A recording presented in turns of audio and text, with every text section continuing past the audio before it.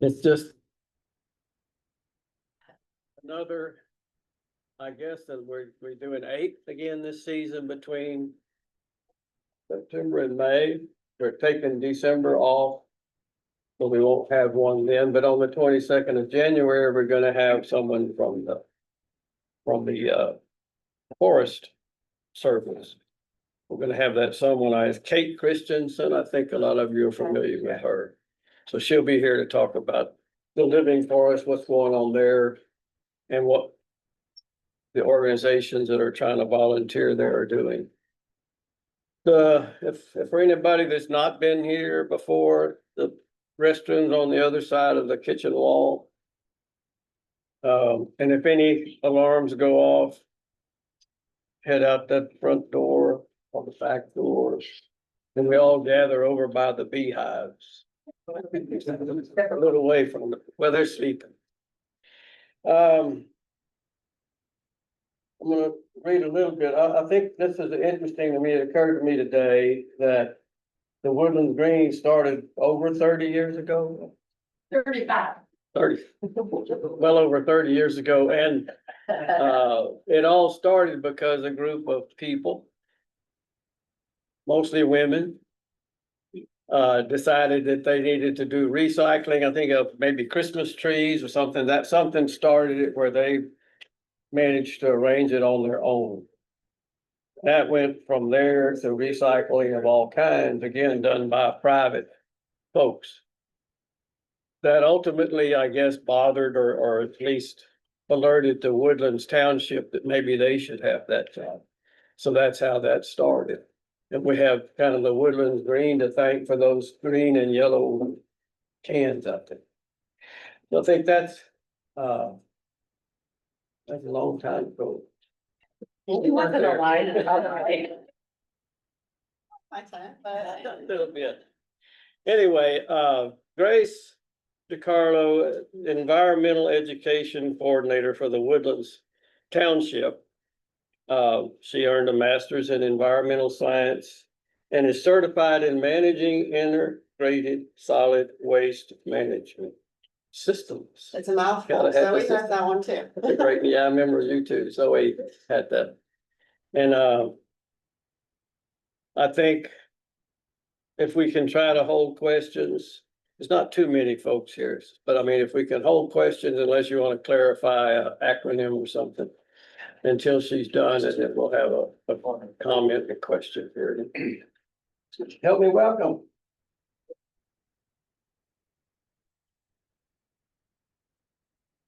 Okay, I'm gonna try not to hide behind the screen, but I think this was where I'm supposed to be standing. Awesome.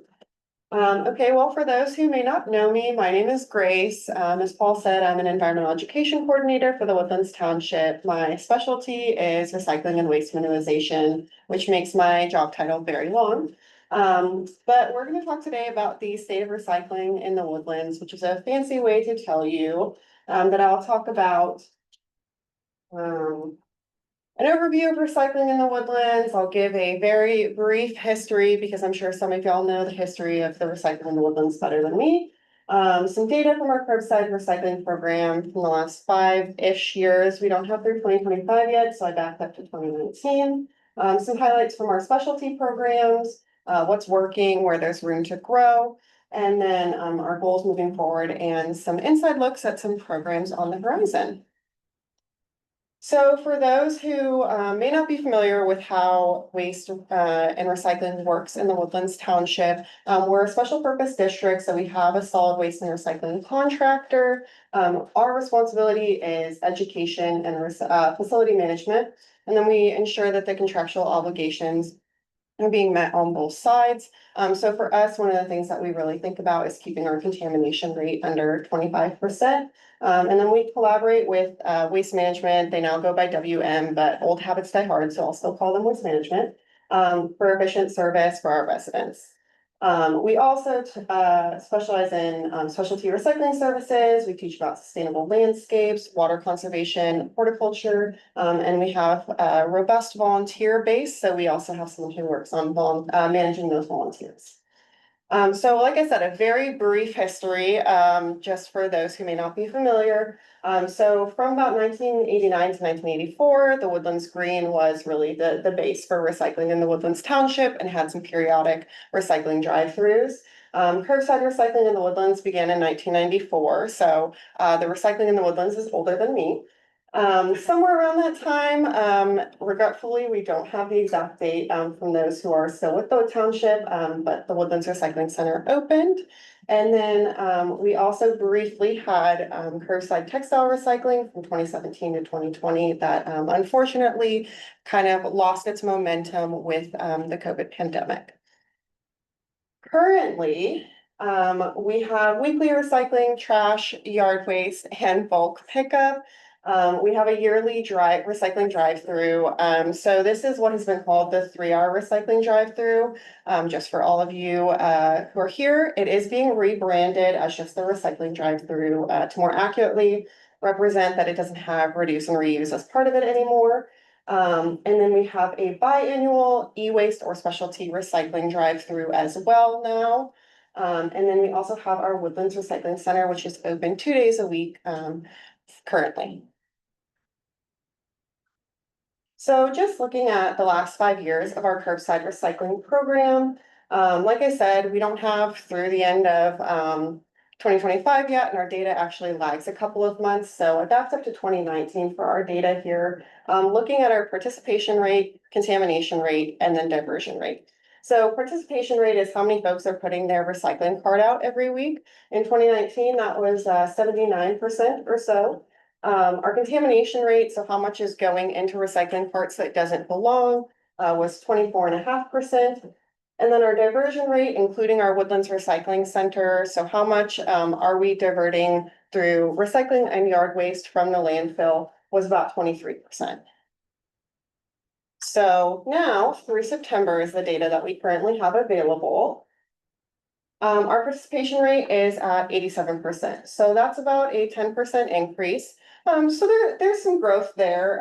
Definitely would like to see that number be consistently over 80%, but that's the number we're working with right now. Our contamination rate has had the best success in reducing, so that's gone down about 50% to 12%. And then our diversion rate has crept slowly up. That's at about 26%. So that's kind of the data we're working with right now. So when you look at comparing ourselves to the last 5 years, we've definitely made some great strides, but how do we compare to national averages? So these are the national averages, which are largely provided by the Recycling Partnership's State of Recycling reports, and then also the Environmental Protection Agency. But so the participation rate nationally, for those who have access, so folks that have curbside recycling, is 59%. Contamination rate nationally is about 17%, and then diversion rate is about 32%. So going back to those numbers, we definitely have a significantly higher participation rate, about 50% above the national average. Our contamination rate is also about a quarter, a little more than that, less than the national average. And then where we fall a little bit short from the national average is our diversion rate. So about 18% below the national average. Now we could also look at Texas averages. Those vary a little bit, but across the board, they're not too different. So just so you know where we're getting these numbers from, I want to give you a look inside where we get the data. So Waste Management does give us our participation rate, our contamination rate, and our diversion rate. And the way that they get our contamination rate is doing table audits. So I've given you a couple of pictures here from a July table audit. So they do 4 table audits a month, which is they take about 200 pounds from a load of recycling that comes from the Woodlands, and they lay it out on a table and they actually go through and sort all of that. They rotate what routes they pull it for every month to get an accurate sample.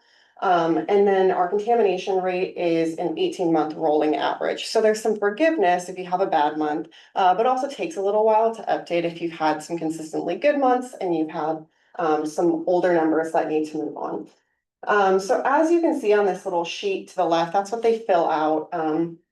Basically, they put through all the different recyclables, what percentage it is, but then at the bottom, I don't know if my clicker will work here yet. The bottom here, you see residue, Those are all what gets added up to get our contamination rate. So they look at just like general residue is all the different little things that they don't pull out to their own category. But because they showed up so much, we have batteries, plastic bags, and e-waste that have been pulled out there. So July, we had some broken plastic pieces, foam, plastic bags, and all of that combined came out to about 12%. So that's just where we're getting the data from. So, we're getting it reliably, we're getting that every month, and that comes together to give us that data. So looking at what moved the needle on those three data points. So the first thing is the Recycle Right cart taking program, which began in 2020 with Zoe. And that has really made such a significant impact in our recycling program. So you'll see here on the right, the one that we did this past year. What we have here is on the front, our general recycling information graphics that were used in partnership with the Recycling Partnership, just to give people the things that they can consistently recycle. Some reminders we like to do every year, no plastic bags, that sort of thing. And then on the back, we use those audits that I just showed you to pick a topic that is relevant, that we're consistently seeing come up. So yard waste was one that we've been seeing come up quite a bit in our table audits.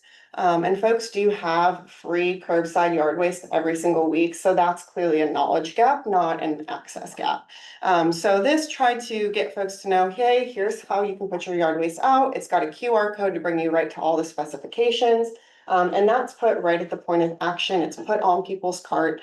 So they've got it right there when they bring their cart in for the day. So that's one of the things that's really helped. With that, we've also done what we call the Recycle Right educational campaigns. Again, we've done targeted focus from those audits. So we've done some different reels, we've done social media. We go out and do outreach as well. So we really just try to hit people with that information over and over and over again. We've also done some specialty recycling drive-through events that help. So those specialty drive-through events, they're not going to factor into diversion rates, right? Waste management doesn't have that data. But I do feel that it reflects in your contamination rate when people have accessible programs to recycle things that can't go in their cart. They're less likely to just throw it in their recycling cart. And then we also have some really great recycle more and donation guides to give people information easily, make that fact finding easy, so you can find what you're trying to get rid of and where you can bring it in your community. And then the last thing is that we've really got a strong partnership with Waste Management.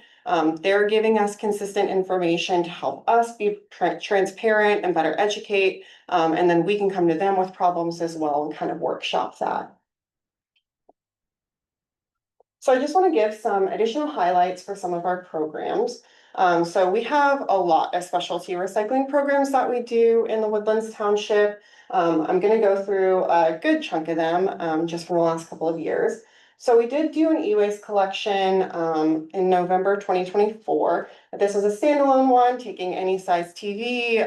Really, there was like no limit on what kind of electronic you could bring. We diverted about 40,000 pounds in a day. The TV that you see here is really the bulk of what we got were these old TVs that people have been hoarding. So really trying to get that out of people's homes, right? A lot of it is that you don't know what to do with it. So trying to make that information available. And then folks, when they came through here, were also given a handout on where they can bring e-waste throughout the year. We also did our first textile recycling drive within the Woodlands Township gates. So we had these couple of Green City Recycler bins that we put at our Parks and Recreation building for a week. So you may or may not know this, but there's actually not any textile recycling bins in the Woodlands Township. There's some really fun covenants that say that you can't have them. But the exception to that is that you can have them within township facility gates. So we tried that out for a week. We got about 2,000 pounds. People were really excited about it, which I was actually really surprised by because I just go to the one that's slightly outside of the township, and I've never really considered that that might be a factor for folks. And then we also have had tennis ball recycling. So we have that at a select number of our parks, and we've collected about 7,800 balls in 2025. We also do bike recycling. So this is a program that's really grown in the last couple of years. As you can see with these numbers here, it's nearly doubled in the last couple of years.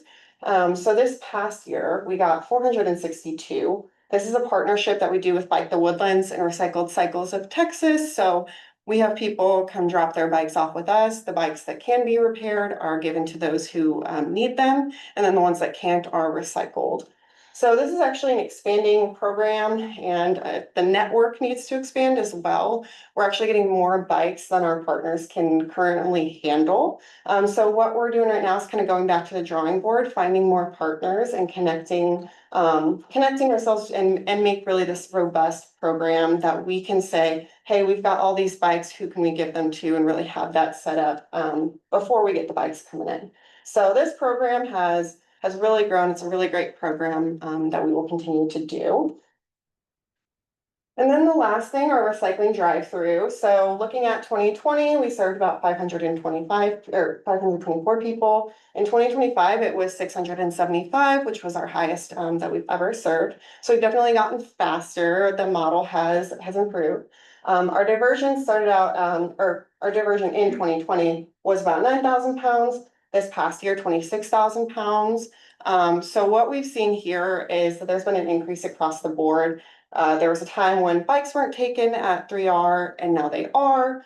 We've seen batteries increase, textiles increase. Really, there are very few things that we collect that haven't increased. So that's been a really great program that will continue as well. Like I said, it's just going to have a little bit of a new name, some new branding. And then the last thing I want to highlight is our Woodlands Recycling Center. So as part of our attempt to get folks to use this more, increase that diversion rate, we want to make it easier to come to the Woodlands Recycling Center and know where you're going.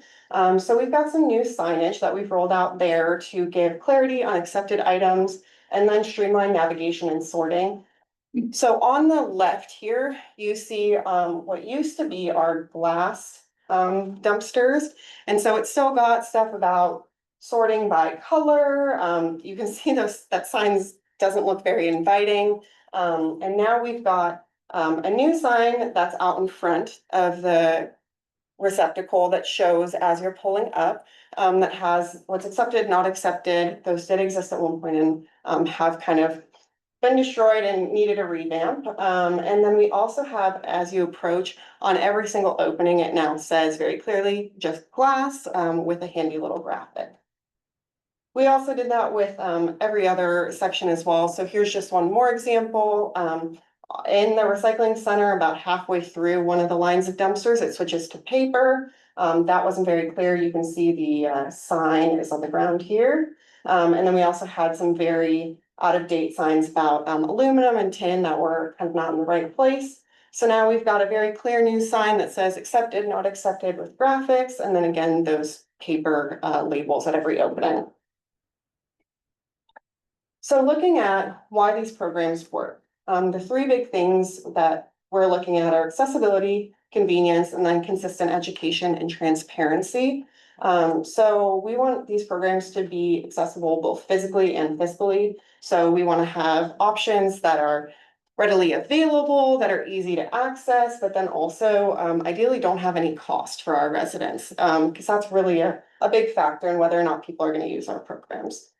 Then also looking at convenience, so our drive-through models or self-serve drop-off locations, those are easy for folks that, may be working or have just a little bit of time, maybe have mobility issues. That really helps as well.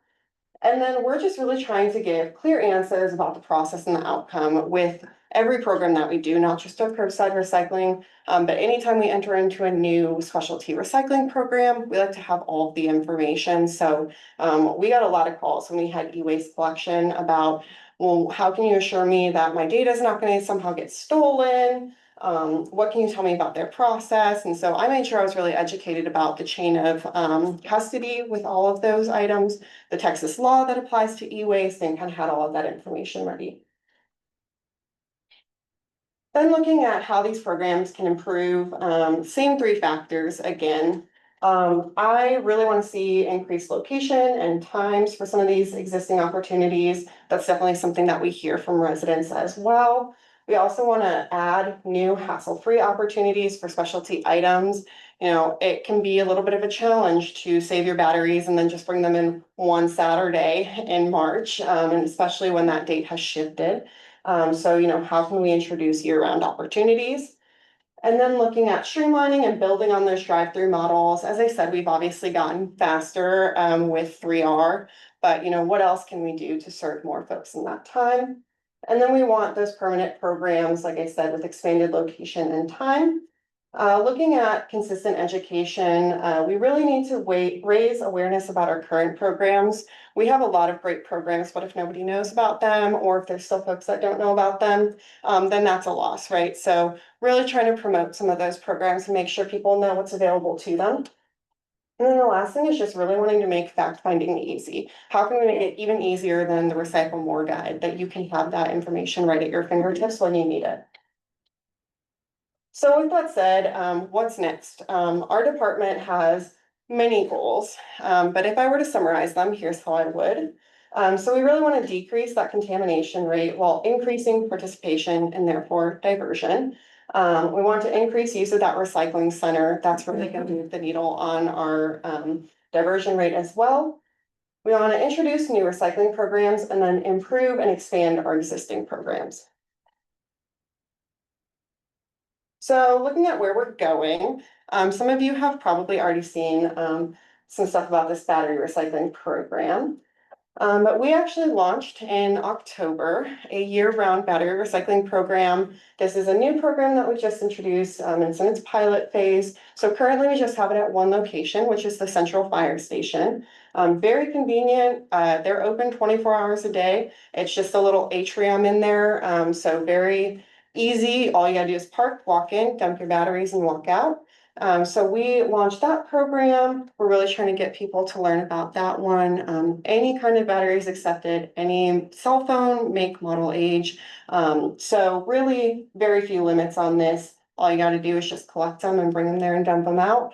We're really hoping that this will keep people from stockpiling them year round, because it's not very safe fire-wise to be keeping a year's worth of batteries waiting for the recycling drive-through. Then we also are working to put textile recycling bins in our Woodlands Recycling Center. We've hit a few little snags on that. We're finishing that up, but anticipating that that'll happen in 2026. So we'll have some permanent textile recycling bins. So any clothes, any state rags, any of that can go to these recycling bins during the hours that the recycling center is open. We also have pickleball recycling that's launching, so trying to mimic that tennis ball recycling program.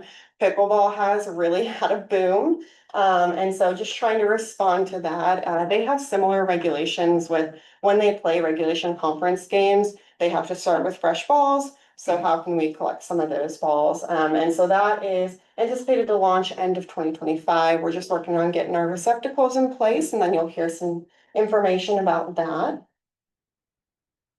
We've also got tennis ball recycling, just popping down to the bottom here for a second. So our tennis ball recycling program, like I said, is currently at just a few of our tennis courts. So how can we make that more accessible? We want to put it at all of them.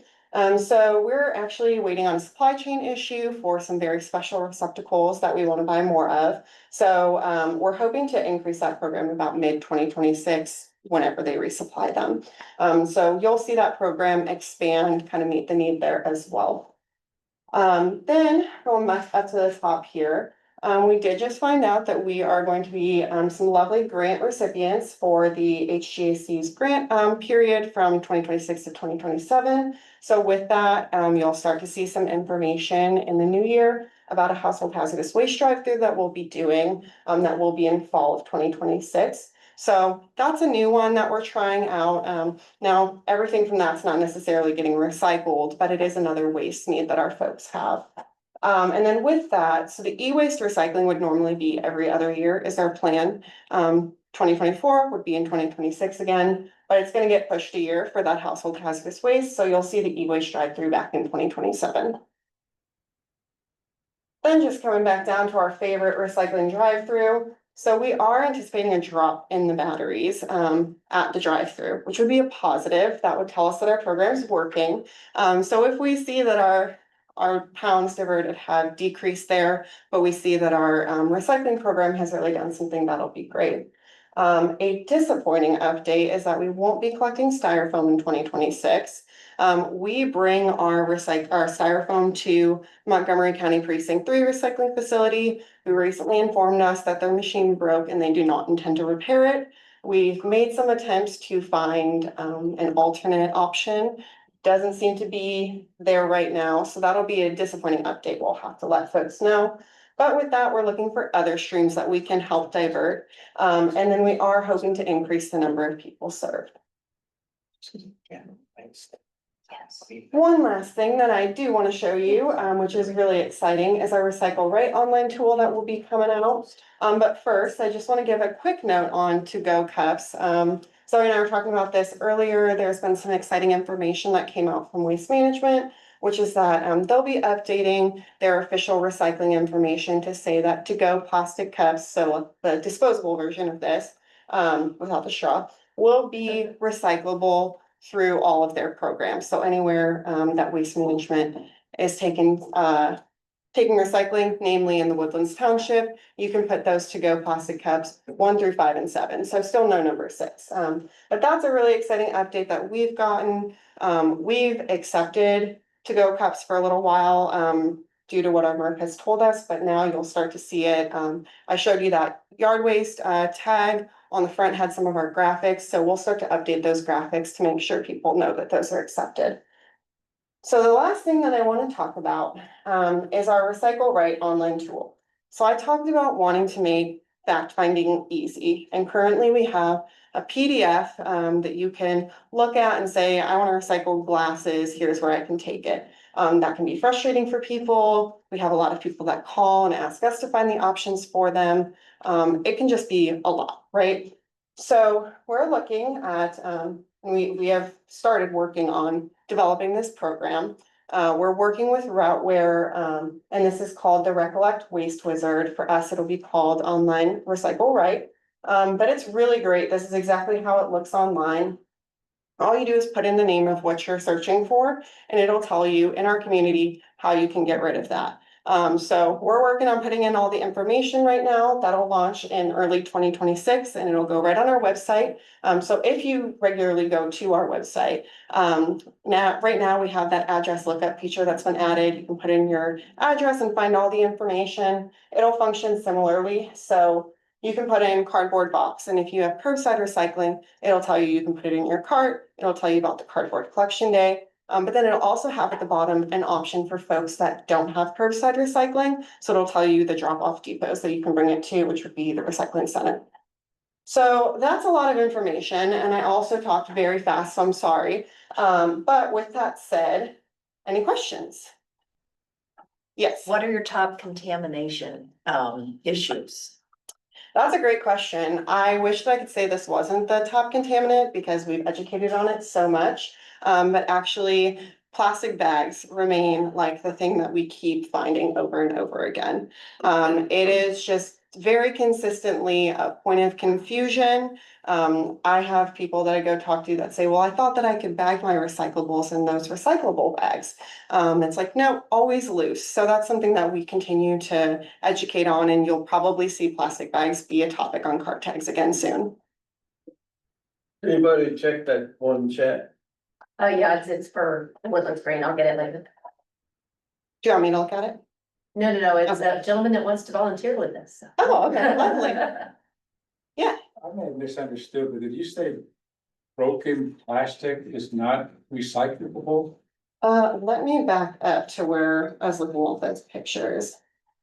So plastic is recyclable, but what we're looking at here are not like bottles or plastic bottles, jugs, containers. They had like a piece of like a plastic toy of some sort, I believe, was in here. So that is likely why they listed it, but also anything that's smaller than like a Post-it isn't gonna be able to be recycled, doesn't necessarily make it a contaminant, but that is something that they'll comment. Would a plastic toy be an issue because there might be screws in it, or what? I don't understand why a plastic toy. Yeah, so it's just, that's what our materials recovery facility advises that they take, is plastic jugs, containers, and, bottles. They keep it streamlined through that way. Their automated processes have very specific information to go through and sort those items. So, there are some plastic toys that are the right number that they can be recycled. And actually, when we went to the materials recovery facility, they did have some plastic toys that had made it through and been recycled. But a lot of them are not made from those recyclable materials. So this was likely something that wasn't one of that was probably number 6. Go ahead. Grace, does Waste Management, provide you any information about what they pick up in regular trash that could have been recycled? Has there been any That's a statistics on great that? question. We don't currently have that information. So that is something I'll say, my manager Amber and I recently attended the Recycling Partnership workshop that they had going on. And that was something we were really interested in learning more about. I know they've done like some curbside surveys. Folks don't really want us going in their carts here, so we might not be able to get access to that data. But long story short, right now, no. The data that we do have is how many pounds every week are going in the trash and how many pounds are going in the recycling. And based on data that we have from different organizations, we know that we're losing a lot to trash, but not exactly how much for our specific community. Question. Yeah. Cardboard and packing tape. Yeah. Yeah. That's a problem. I get, boxes that come in and nice cardboard, but it's all wrapped in packing tape. What about Right. that? Yeah, and I'll say there's probably folks in this room that I'm looking at right now that can answer that better than me. But the advice that I've gotten from our materials recovery facility is to do your best attempt to take tape off, right? You don't want it encased to the point where it can't be recycled, but that a couple of small scraps of tape aren't gonna keep it from being recycled. Sometimes they're not small. I think it, Yeah, you're welcome to chime in if you have a better answer. Of course, it's entirely dependent on what the MRF who's processing the material, what their threshold is for acceptable. But generally speaking, all fiber, all paper is gonna be repulped. And it goes through a screening process to remove staples and tape, windows from envelopes and things like that. So during the repulping process, your cardboard tape is gonna be screened out. So you can do your best to remove it, but you don't need to spend too much time on it. Yeah, they're prepared for it. Yes, go ahead.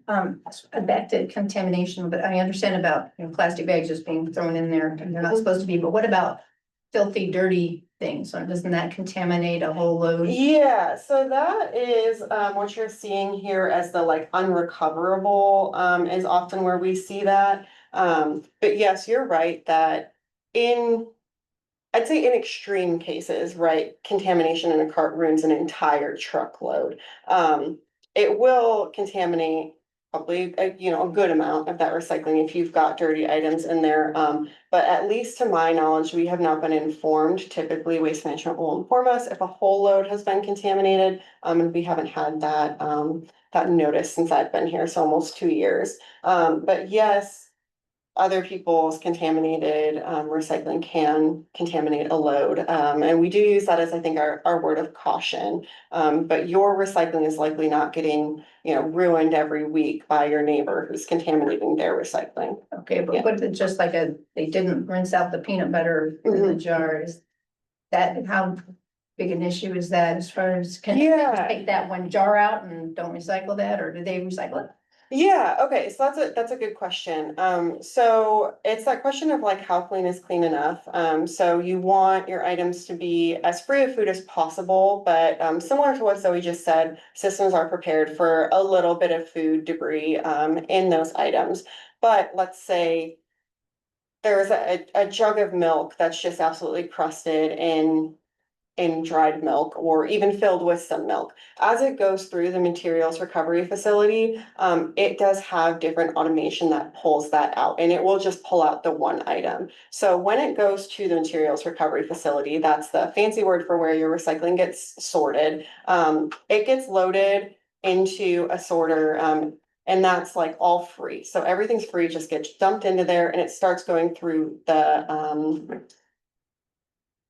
I can't think of the word for like the assembly line belts, but those. And then as it's going through there, first it starts with some actual people that pull out the really obvious things like bagged recyclables, large items.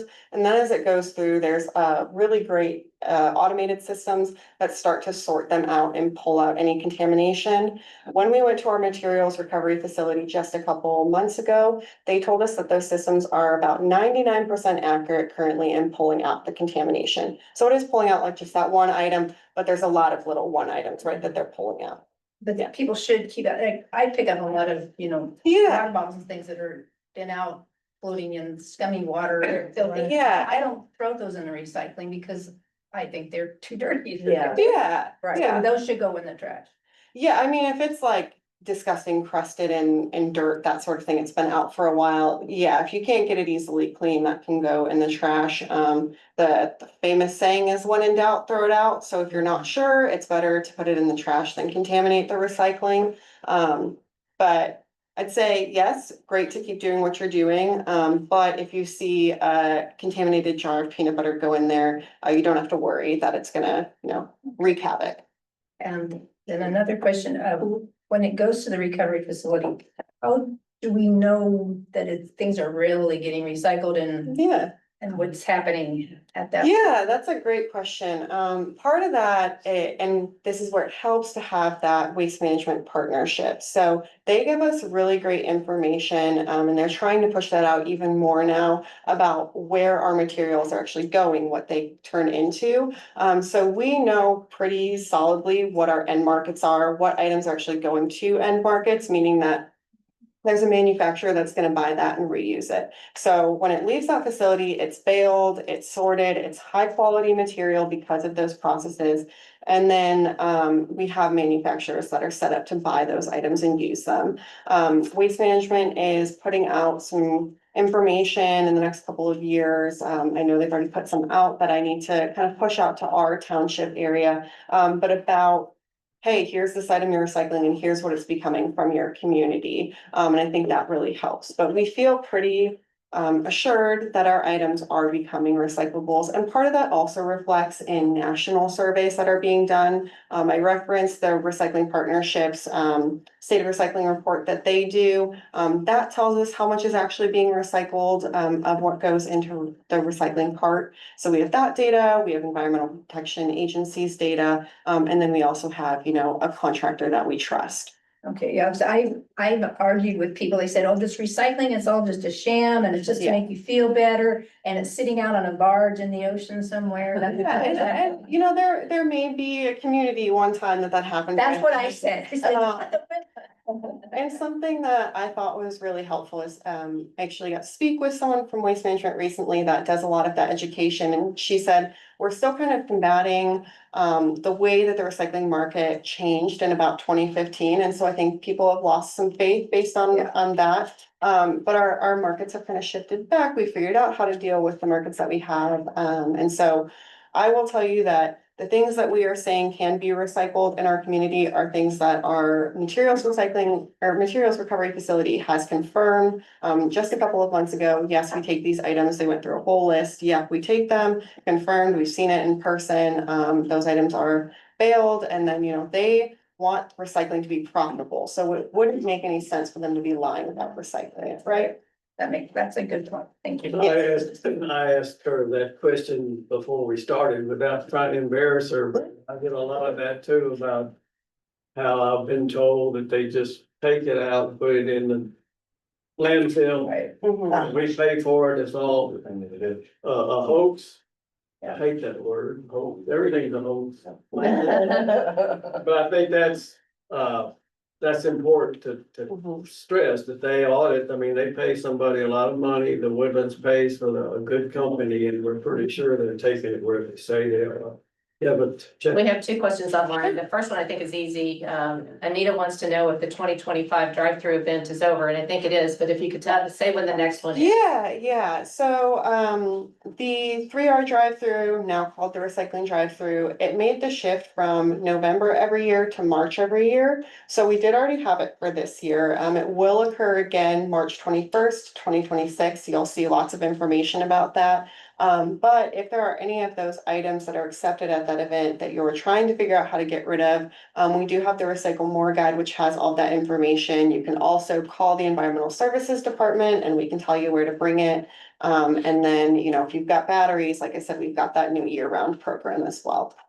All right, and then the second question is, will there be any specialty TerraCycle collections outside of 3R, such as dental items, razors, things like that? Yeah, that's a great question. I would love to see that in the future. We're still kind of figuring out the best places to have different collections. You know, batteries and the collection box there really made sense because our firefighters have a vested interest in getting batteries out of people's homes. So that one was easy. Now, razors or the snack and drink pouches like we take can be a little bit harder to find a great place to have them that doesn't disrupt people's work days that they're interested in. I'd love to have that in the future. Definitely we'll think about how I can make that happen. I will say those snack and drink pouches and the razor programs and then the oral care. Those are all ones that TerraCycle actually provides boxes and the service for all of that for free. So if that was something that, you know, the Woodlands Green wanted to have their own collection, I could definitely help you figure out how to do that. It's a free service that you can do and have your own collection as well. And she says TerraCycle is expensive for individuals. Would it be best done through an organization? Yeah, it is a very good point. So TerraCycle at the paid boxes, they are a pretty significant price point. So, yeah, when the organizations have the ability to fund those things, or like, we've been exploring the idea of a corporate sponsored TerraCycle box, then that definitely makes it more affordable and more accessible. They do also have a lot of free, they call them like brigades, that are sponsored by the companies that make those items. And so that's a really great place to start if you're interested as well. They have, I think, like over 50 boxes that they do for free. If you know any cigarette smokers, they do a free cigarette recycling program. We do that within our facilities, collect everyone's cigarettes and recycle them as well. So yes, very valid point. TerraCycle can be very expensive. Definitely something that if there's an interest, you know, let us know. We'll see if that's something that we can kind of partner on, maybe get some corporations interested in and make that happen. I'm still trying to figure out how we can have every program possible. Right. And we had another question. Oops, I got a couple now. It's asking, where can we get the reports about the proven end markets?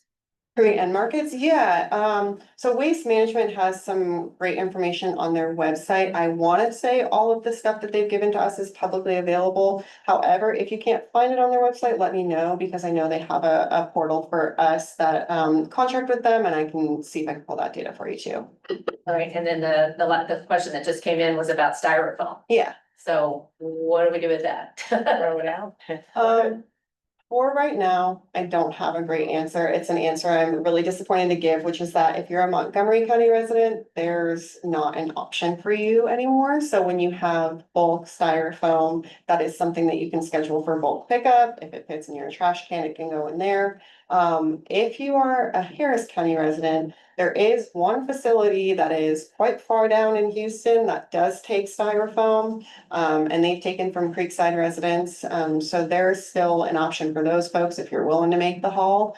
But really disappointing update we got recently, trying to see anyone locally that does it, a service you can get for it. I guess the last few years, I've heard that one of the larger companies, they figured out how to recycle that Mhm. instead of, but we can't do much with it now. That's one of the biggest problems I have is if you buy anything that's got styrofoam, what do I do with it? Yeah.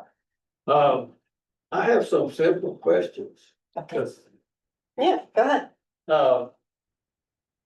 If we have to have a drink out of a plastic bottle, where it's gonna talk. Could you speak louder, please? Right. There is a microphone. There's my phone, Paul. Yeah, that might help my boy, Is it already on? I think so. here's, Yeah. it's on. When you have plastic bottles, and I hope none of you drink plastic bottles of water. Especially people who work for quantities. Anyway, like Diet Coke, Coca-Cola, whatever you do, that's how you get them basically. So are you supposed to keep cap on the bottle when you recycle it, not have it throw away the white part? Yeah, so that's something I have been doing a lot of, too? yeah, I can talk to them.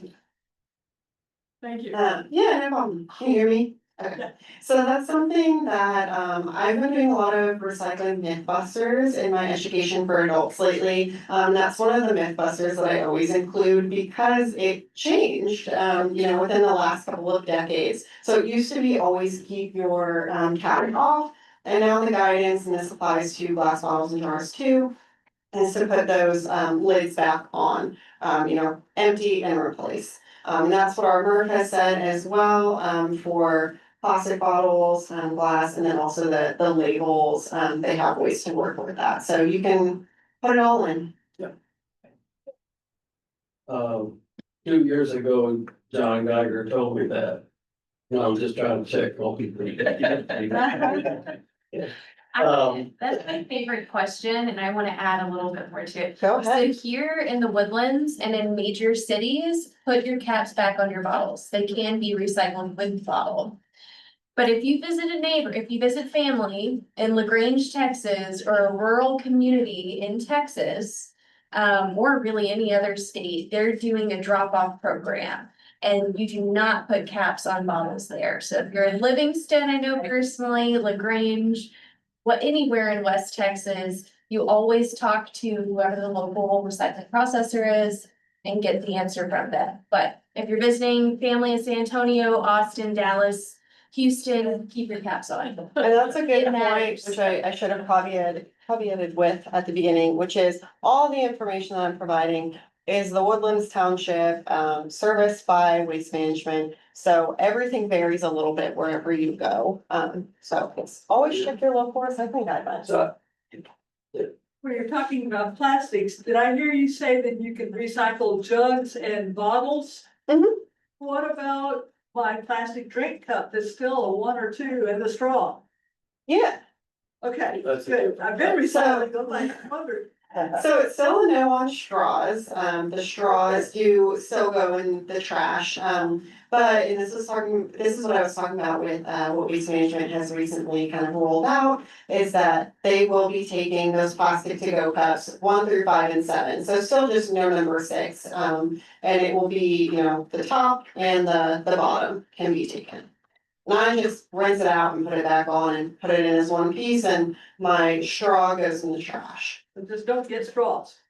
Yeah, I mean, a reusable straw is great, they have so many different options these days. If you're not a metal straw person, they have really great, wheat straws now that use just a little bit of plastic, they have travel ones, so yeah. No need to use a straw.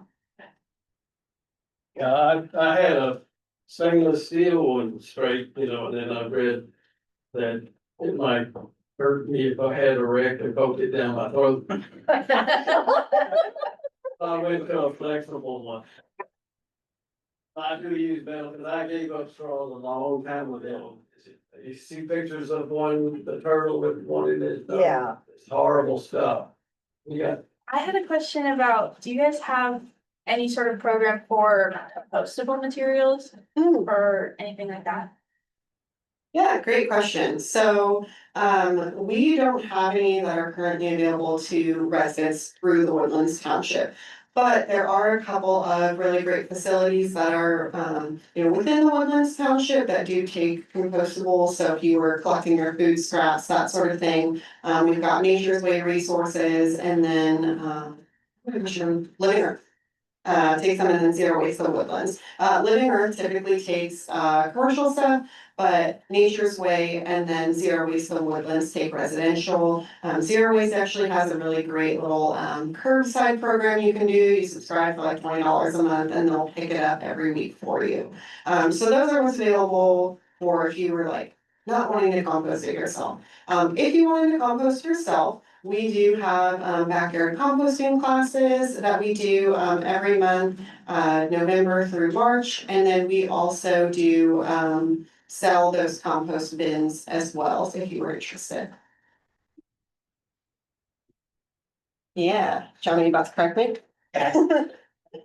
Maybe back. So that impressive drop in contamination rate, has that been a steady decline? And what causes, what are the reasons for that? Yeah, I wanna make sure people in the back can still Yeah, hear me. that's great. Yeah, so when we look at it, it's been pretty steady. I'll tell you that we have sat pretty consistently the last 2 to 3 years at 12%. We're a little stuck at 12%, and so my manager and I are really thinking about how can we make that change, because we had such great drastic change, and it has gone down pretty gradually, especially because of that 18-month rolling average. If you look at it, you can see when it starts to really significantly drop. What we see throughout the year is that every time we do cart tagging, it drops and it goes down pretty drastically, and then it creeps back up, especially as we get towards the holidays and people get more creative, and then it goes back down again. So it fluctuates over the year, and it fluctuates year to year. Sometimes you have a bad month.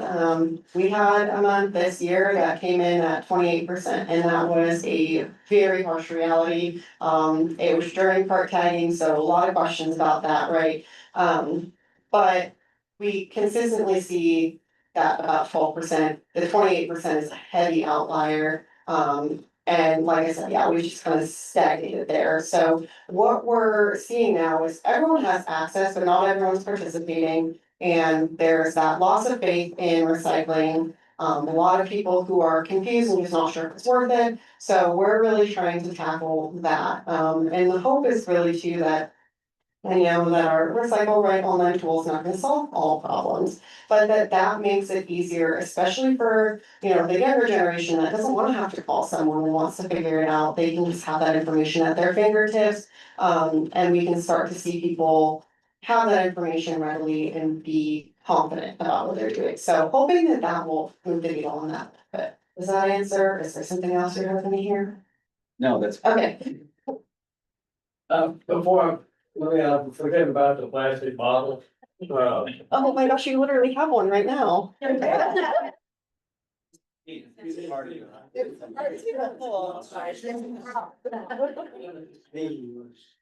can be me, but I think, I don't think, I spent a few months in England this summer. And, over there, when you buy the Cokes, you take the top, unscrew it, but it won't come off the bottom. It's attached at the side to the ring. And it's not going over well, because it gets in your way every time you drink. So that's just something they've taken that extra step to make sure you try to keep them together. You have another, Lisa? Yeah, it's about the styrofoam, so I'll just combine these two questions. Go ahead. One is, why are they not repairing the machine? And the second one was, what are they doing with the styrofoam that's been dropped off there? Imagine it's just going in the trash, and then the last part was, a question about, do you know where the location of the recycle center is in Houston? West Park Tollway. West Park Tollway, Anita. Okay. Yes, and I do have the exact location of that at my desk, so if that doesn't get you the information, feel free to call or email us, and I can send you the exact link with all that information. So why they're not repairing it, that's a great question for Montgomery County. Probably expensive. That is a very expensive machine, and they may have the funds allocated elsewhere, they may be looking for a grant opportunity in the future. styrofoam also takes a lot of it to be worth recycling, so it could really be any number of challenges. I definitely encourage you to call them and voice that concern and that desire for that program to continue, because communities respond to their residents. As to what they're doing with any that's dropped off there, I'm not sure, because the last time that, anyone in my department tried to drop it off, it was refused. So I would hope that they were refusing it and telling folks that it's not getting recycled. But if that's not the case, again, let them know that that's what you're hearing. Because that, that transparency is really important to get people to feel confident in where they're dropping things off. And if you're dropping off styrofoam, you think you're doing a good thing, you're putting in that effort and it's not being recycled. That's definitely something you have a right to complain about and voice yourself about. Thank you. I think I just have two more questions. One is, how do you recycle a tennis ball? How do you recycle I mean, it? they're not just plastic, they're made out of all kind of rubbers, Yeah. fuzz. I'll tell you, I'm no professional in recycling tennis balls. So I'm not going to pretend to understand the exact process, but I do know that they figured out, the company that we recycle them with actually makes them into like tennis court, footing. So I think for that, they're probably making it into some sort of pellet, some sort of composite, and then using it, largely because it's rubber. It's kind of like making sidewalks out of old tires. Yeah, so, as for their exact process, like I said, not an expert, but that is what they're transforming it into. The company that we use is Recycle Balls. If you look them up, they've got some really great videos. They've been recognized nationally, even this year, so they're certainly a very valid and incredible program. They also do a cost share program that makes this much more affordable for communities. And you don't have to be a community to use it either. So if there's any interest, somewhere that someone else lives and they're interested in it, can definitely give you the resources for that, because it's a really great program. And you don't have to use their receptacles. We just find that they're really great for being recognizable, not being trash, and then being easy to empty. So we're just after more of their receptacles. I think the last, you might have mentioned it, I couldn't quite hear over there about apparently there are some private companies in the area that are talking about picking up food waste to recycle food. Yeah. Is that something you would, city, the township consider, or let somebody else do that? Yeah. I'll tell you, it gets brought up very often. There was actually just recently a village that, in their village association meeting, had put that forth as something they were interested in, seeing if they can allocate some of their budget to. So then the whole process goes through figuring out how much that would cost. Curbside compost is just currently not in the budget for, the township right now. Not to say that it couldn't be in the future. Again, that's something where the more that our board of directors, the folks that make our big financial decisions hear that that's a desire, the more likely that is to become a service. But it does come up, every couple of years. There have been multiple, feasibility for sorts of studies and, researching how much it would cost. And currently, we have a couple of our township facilities that for staff uses, compost.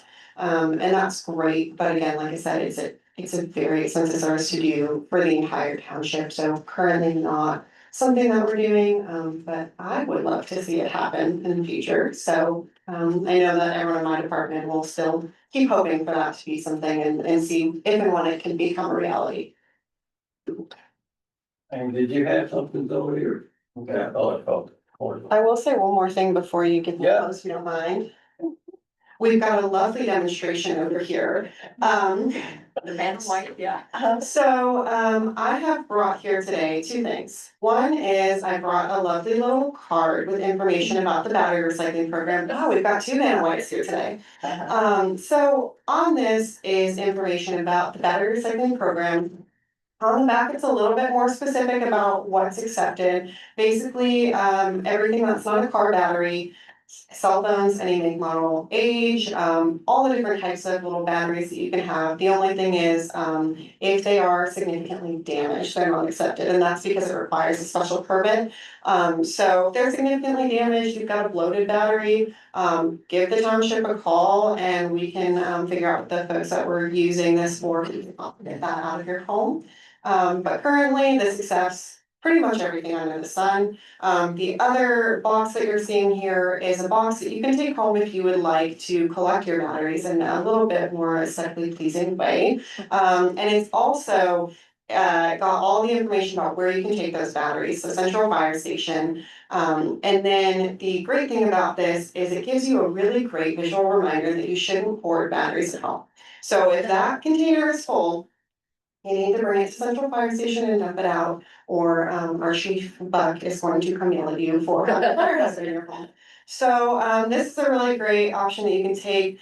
We have so many, so if you wanna take one for a friend, you are welcome to. If you know people that are interested in getting one, they can come pick one up at our township town hall building. We have them there anytime we're open. So we really want people to get our boxes and use our program, so tell a friend to tell a friend. Thank you. Yeah, I'm glad for the battery thing, you know, we used to compete from village to village to collect it. So I had to have my neighbor bringing them over to my house to do that for the big contest. And that hasn't happened lately, so I got a lot of batteries I like them to grow up and do their own.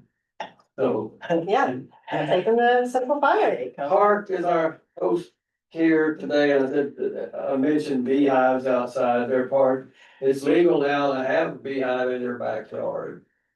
Two, actually. But that happened, and now they have that process where a private company pins all the hives, but this is some Hart honey. Oh, thank you. Like honey that was taken. Honey. Thank everybody for showing up and participating, learned a whole lot, always do. Tell your friends it should be on recorded, and Dom's gonna put it on a Facebook channel. Oh, gosh. YouTube I'm sorry, YouTube. and our web. Got it, and it'll be on our website. Thanks again so much. Thank you for having me.